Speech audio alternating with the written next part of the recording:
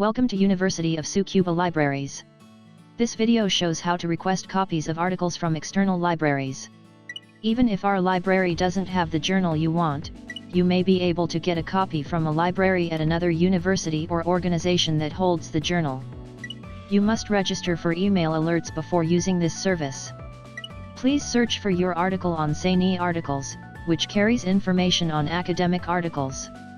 Enter your keywords in the search box and click on Search. Click on the title you wish from the search results. On the book details page, click on Tulips linker. Click on Copy Request, Private Expense. A request page opens with bibliographic items already filled in. Fill in the remaining required items. Click to go to the confirmation window. Click on Fix the request to confirm. Your request is now complete.